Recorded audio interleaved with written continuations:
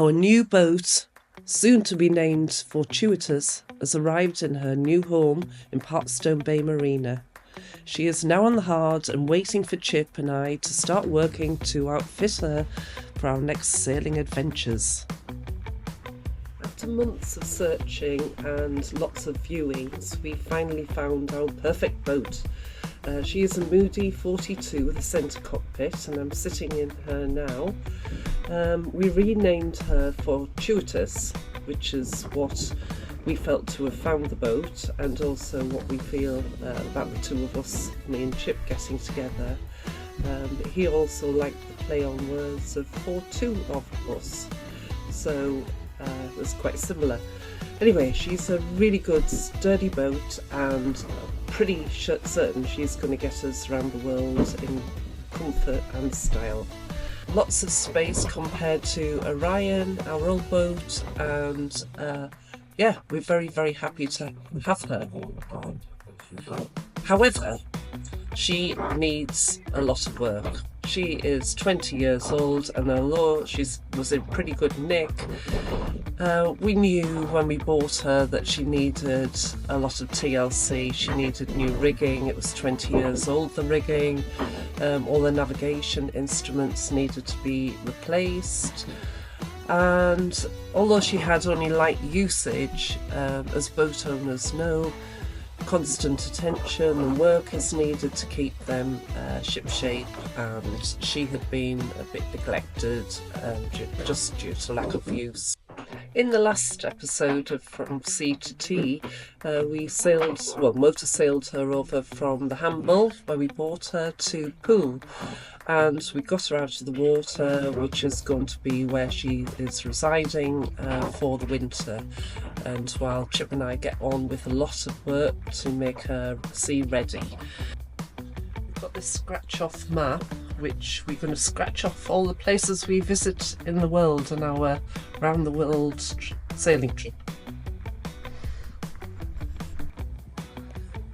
Now on stage one of cleaning up Fortuitus, which involves basically getting all the lockers emptied and that one's doing well. Clearing out all of the block drainage holes on it. So we found a whole load of treasures in that locker.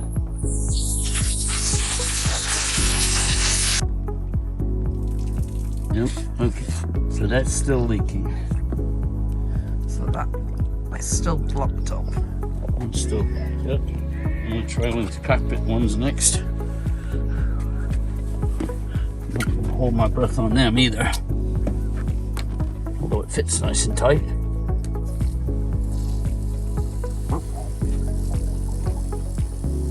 Some gurgling.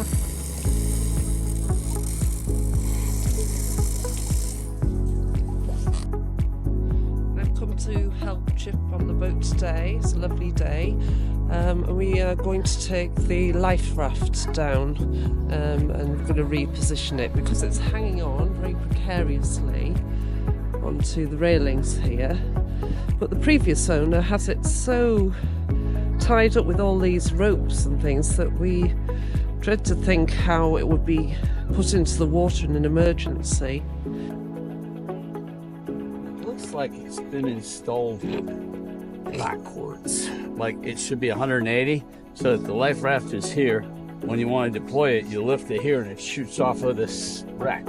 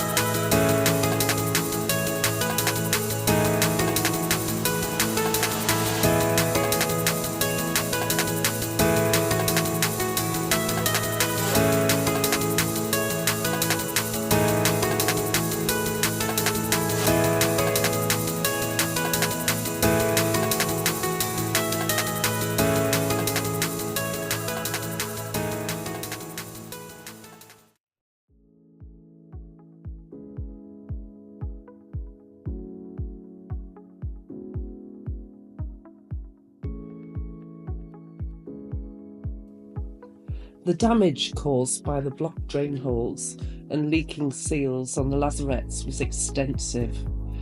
This is our emergency rudder. Right, I've spent the last hour trying to scrape some of the rust off our emergency rudder, which is in a pretty poor state, and I think it needs more than just a bit of rust removing. And this is after an hour's worth of work on it. Yeah, just been sitting in a wet locker forever. We'll see if we can rescue it. I'm not sure.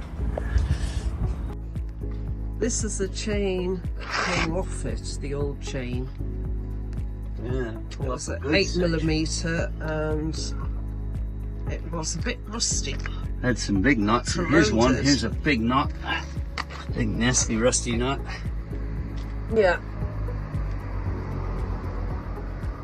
That wouldn't have pulled up an anchor very well. 100 metres of 10mm anchor chain ready to go on. So Chip is just marking out the length every 10 metres.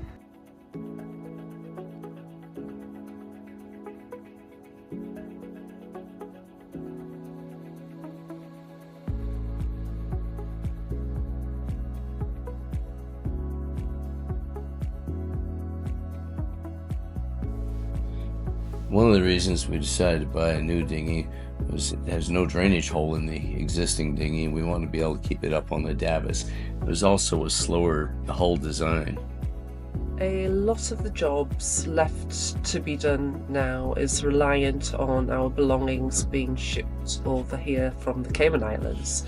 So I think the last we heard that our crate was in Rotterdam, so we're expecting it here next week, and then we will be able to get on with the rest of the work. Now, as you can see from the chaos down here, eventually we moved to downstairs and began work here. We were surprised when we bought her that she had no holding tank, so that was one of the first jobs that Chip did, was purchase a holding tank, and she has now got a holding tank in the main cabin just below where I'm sitting here. In order to install the holding tank, run wire for the electronics, and plumbing for the water maker, we had to remove all of the floors in the boat, which led to a little bit of a hazardous environment, but it was very easy to work in this boat and get things done with the floor off.